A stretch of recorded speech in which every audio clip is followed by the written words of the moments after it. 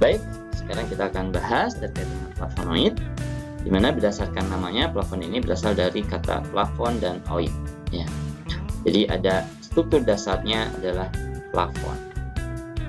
Secara struktur, flavonoid terdiri dari 2 gugus benzen yang dihubungkan oleh 3 rantai karbon. Jadi ada 2 gugus benzen dan 3 rantai karbon. Dan biasanya kita singkat dengan C6 C3C6. Artinya, ketika ada gugus benzen tapi tidak dihubungkan oleh 3 rantai karbon, maka itu tidak dikatakan sebagai flavonoid. Nah, struktur tersebut muncul karena adanya mekanisme biosintesis yang dialami. Jadi, jalur biosintesis dari flavonoid inilah yang menyebabkan flavonoid memiliki struktur khas di C6, C3, C6. Flavonoid dihasilkan dari jalur biosintesis asam sikimat yang menghasilkan asam amino fenilalanin yang kemudian dilanjutkan dengan jalur alanil-CoA. Jadi, jalur khas inilah yang menjadikan flavonoid memiliki struktur khas. Kemudian, prekursor awal pembentukan flavonoid jelas ini adalah asam amino L-fenilalanin yang dihasilkan dari jalur sikimat. Di mana fenilalanin akan menghasilkan struktur prekursor kedua yaitu alkohol. Jadi, ini adalah prekursor kedua dari flavonoid. Nah, kita akan jarang sekali menemukan kalkon di alam. Kenapa? Karena kalkon ini tadi merupakan prekursor sehingga di dalam tumbuhan itu akan langsung diubah menjadi flavonoid golongan-golongan lain seperti flavon, kemudian flavonol dan sebagainya. Ibaratnya itu kita seandainya ada toko roti, misalkan ya, toko roti ini komponen dasar untuk membuat rotinya adalah terigu.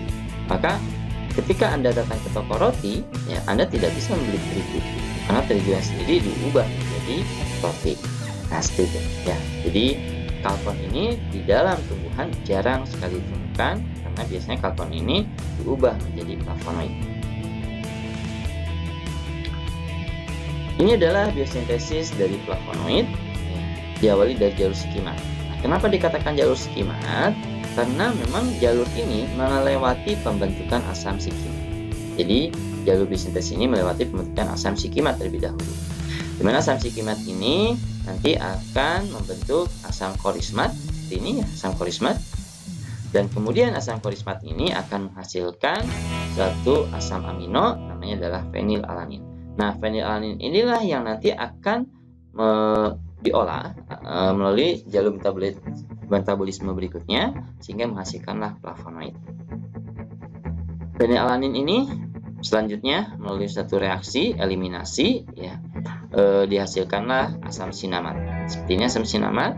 Perbedaannya apa? Di sini adanya yang awalnya ada NH2 di mana amonia ini dia dihilangkan, tereliminasi ya.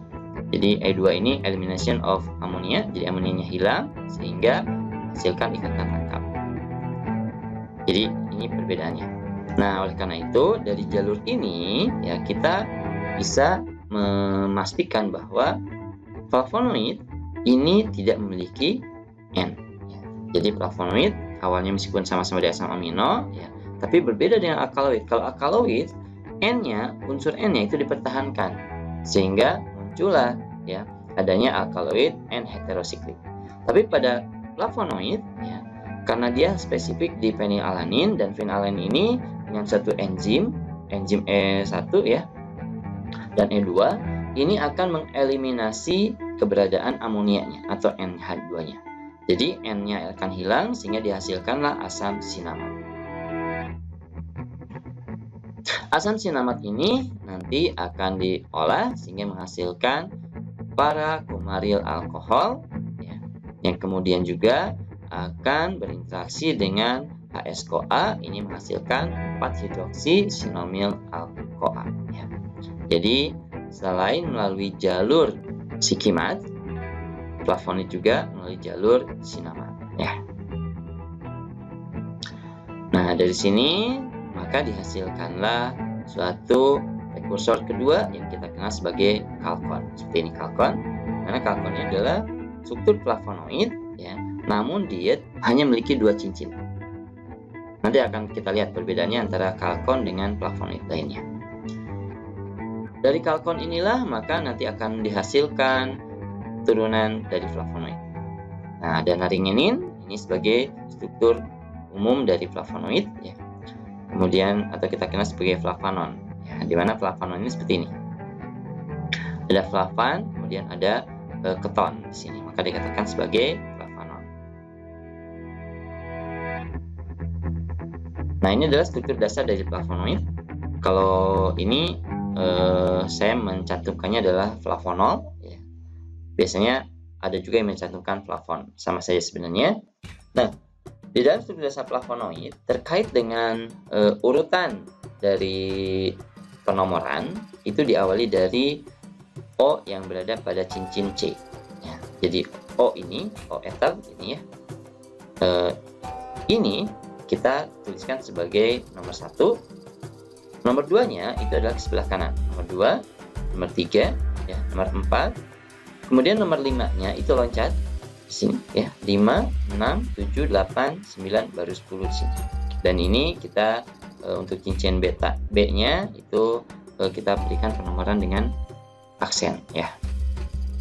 Nah, ini adalah struktur dasar dari flavonoid, di mana flavonoid ini mengandung gugus hidroksi, dan hidroksinya itu umumnya itu berada pada posisi 5, 7 ya. Ini paling umum. Jadi flavonoid itu sering sekali memiliki gugus hidroksi pada posisi 5 dan 7. Adapun pada posisi 3 ini spesifik untuk gugus flavonol. Ya, jadi tidak semua flavonoid mengandung cincin OH pada posisi 3. Tapi kalau posisi 5, 7 cenderung hampir sebagian besar mengandung OH. Nah, kalau pada cincin B-nya ini bervariasi ya, ada yang di 3 aksen, ada 4 aksen saja, ada yang 3, 4, 5 aksen dan sebagainya. Jadi yang khas dari flavonoid itu selalu ada hidroksi pada gugus 5 dan 7. Dan biasanya pada gugus ini jugalah ya, ikatan glikosida itu terjadi. Oke, kita lihat ya, ini ada struktur dasar dari flavonoid, kita kenal sebagai gugus flavon. Dan gugus flavon ini nanti akan berkembang menjadi cyanidin ya, atau antocyanidin seperti ini. Antocyanidin ini memiliki kekhasan. Khasnya apa? Ada muatan. Ya. Jadi salah satu flavon, satu-satunya flavonoid yang bermuatan itu adalah ini cyanidin atau antocyanidin. Flavon ini juga akan diubah menjadi flavanon. Apa perbedaan flavon dan flavanon? Hanya di sini saja ikatan rangkapnya ya. Jadi di sini kalau untuk flavanon ini tidak memiliki ikatan rangkap. Kemudian juga ada isoflavon. Ini juga salah satu golongan flavonoid yang khas. Di mana isoflavon ini kalau biasanya flavonoid itu benzen cincin B-nya ini berada pada nomor 2, tapi kalau pada isoflavon ini berada pada nomor 3. Ini perbedaannya. Dan seperti yang saya sampaikan bahwa flavonoid itu selalu memiliki OH ya pada posisi 5 dan 7 ya. Ada flavonol, kemudian ada dihidroflavonol ya. Kemudian ada juga di sini adalah golongan katekin ya, flavanol. Jadi ada flavanol, ada flavonol. Bedanya apa? Kalau flavonol itu ada ikatan rangkap di sini, kemudian ada gugus keton. Sedangkan flavanol, nah flavanol ini dia tidak ada ikatan rangkap dan tidak ada gugus keton. Dan ternyata flavanol ini contohnya adalah katekin, merupakan senyawa unsur pembentuk merupakan elemen pembentuk tanin ya. Jadi kita kenal nanti tanin itu ada tanin terkondensasi, tanin terdiolisis. Nah, tanin terkondensasi itu adalah ini. Makanya memang tanin terkondensasi itu ada juga yang digolongkan sebagai flavonoid. Nah, kita kenal ada antocyanidin dan ada antocyanin. Antocyanidin dan antocyanin ini memiliki perbedaan ya, di mana antocyanidin adalah ini yang merupakan aglikon dari antocyanin. Artinya antocyanin ini adalah flavonoid ya yang berikatan dengan gugus gula, maka kita kenal sebagai antocyanin. Nah, dikatakan sebagai antocyanin ataupun antocyanidin atau golongan cyanidin ya. Ini karena flavonoid ini khas dia memiliki muatan ya, muatan positif. Nah, kenapa bermuatan positif? Karena O ini kan harusnya punya 2 tangan, tapi dia mengikat 3 tangan. Jadi punya 3 tangan sehingga kelebihan ya, ikatannya, maka dia bermuatan positif. Nah, kemudian ya, gugus gula ini mudah lepas. Jadi ketika gugus gula ini lepas, maka antosianin akan berubah menjadi antosianidin. Ini golongan flavanol ya, atau saya katakan tadi sebagai flavonoid yang nanti akan menyusun membentuk tanin. Jadi tanin itu ada efrikatekin galat ya, dimana ini adalah katekin yang berikatan dengan asam galat.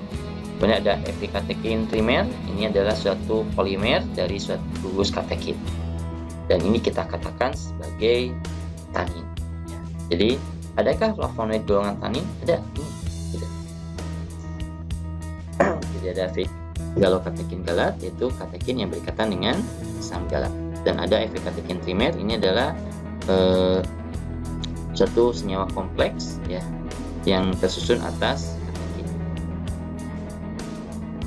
Nah, flavonoid ini juga ada yang mengandung gugus gula atau kita kenal sebagai gugus flavonoid glikosida. Nah, jadi ada flavonoid glikosida. Dimana flavonoid glikosida ini biasanya ya gulanya itu terikat pada posisi ke-7 ya, di O posisi ke-7. Di awal kita sudah ketahui bahwa gugus fenolat ini seringkali mengikat gula seperti ini. Nah, ini adalah contoh hesperitin ya. Nah, hesperitin dengan hesperidin bedanya apa gitu ya. Jadi kalau hesperitin ini adalah suatu hesperidin yang tidak mengandung gula. Kemudian juga kita kenal ada rutin. Nah, rutin ini adalah golongan quercetin yang mengandung gugus gula juga. Nah, bedanya apa? Kalau pada rutin, gugus gulanya itu berada pada posisi 3. Kemudian juga artinya apa di sini? Tidak semua gugus gula itu terikat pada cincin fenolat. Ya, ada gugus gula lain yang terikat pada selain fenolat. Ya. Kemudian kita kenal ada naringenin. Naringenin ini dia adalah naringin ya. Kita kenal ada naringin. Naringin adalah, kemudian kita kenal juga ada naringin. Naringin ini adalah naringenin yang berikatan dengan gugus gula. Dan kita kenal ada yang hesperidin, yaitu hesperitin yang berikatan dengan gugus gula. Jadi kita kenal ada istilahnya flavonoid glikosida. Nah, bentuk flavonoid di alam ya tadi ada dalam bentuk bebasnya atau kita kenal sebagai aglikon, dan ada yang dalam bentuk terikat ya atau dengan gugus gula atau kita kenal sebagai glikosida. Nah, kita bahas flavonoid glikosida, di mana flavonoid glikosida ini flavonoid yang terikat dengan gugus gula. Jadi ada aglikonnya dan ada gugus gulanya. Nah, aglikonnya kita lihat di sini ya. Jadi di sini rutin, misalkan aglikonnya adalah rutinos. Ya. Misalkan rutin, aglikonnya adalah quercetin.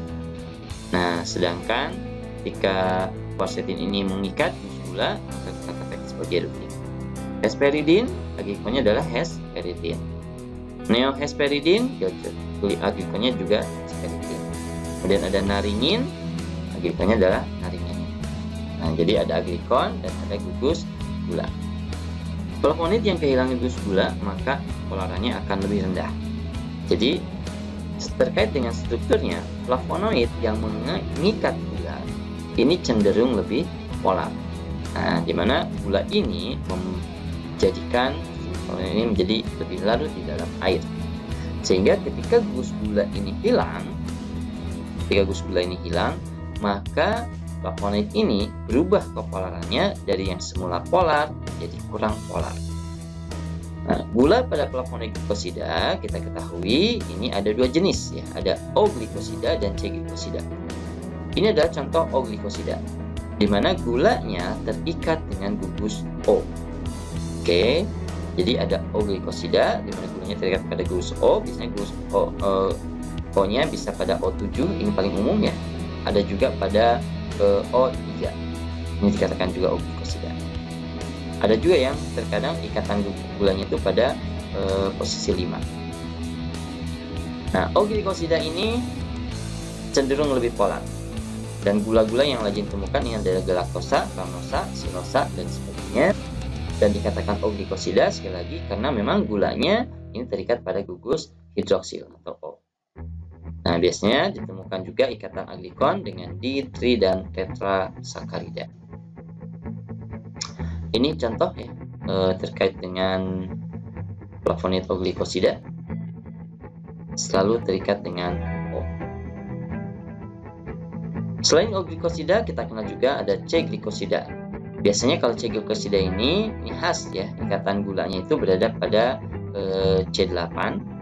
Nah, C-glikosida ini terikat langsung pada inti benzen dengan suatu ikatan karbon-karbon, CC.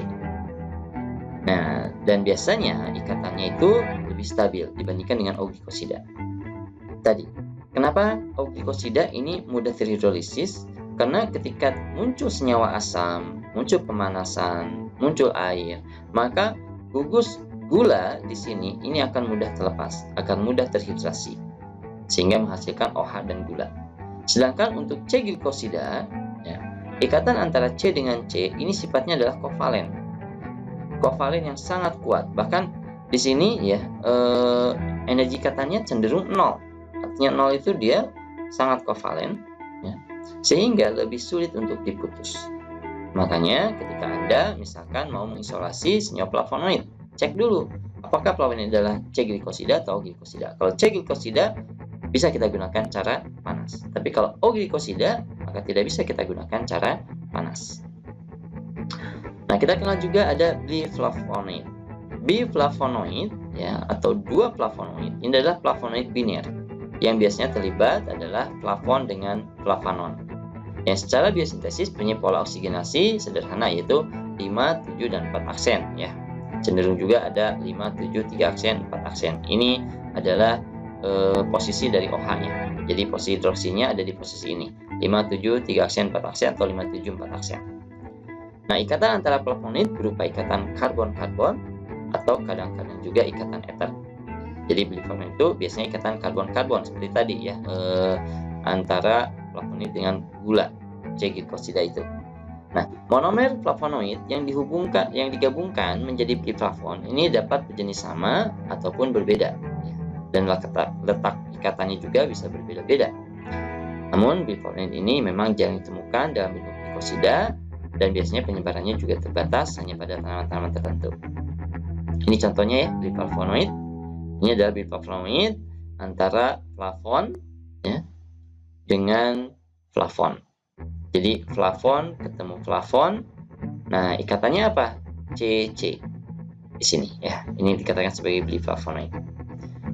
Kebetulan saja ini struktur dasarnya sama, flavon dengan flavon. Ini sumber dari flavonoid, ya. Ada bakteri, fungi, ganggang. Ada, namun jarang, gitu ya. Jadi ada, namun jarang. Khusus pada ganggang atau pada alga, ini memang banyak ditemukan metabolit sekunder. Salah satunya adalah flavonoid. Lumut hati ini sedikit tipe flavonoid 3-deoksyanthocyanin ya, dan glikoflavon dan lain sebagainya ya. Ada angiospermae, ini ada biflavonoidnya juga ada ya, tapi jarang. Dan gymnospermae ini kebanyakan flavonoid. Jadi flavonoid itu makin bagian besar itu adanya di sini, golongan gymnospermae.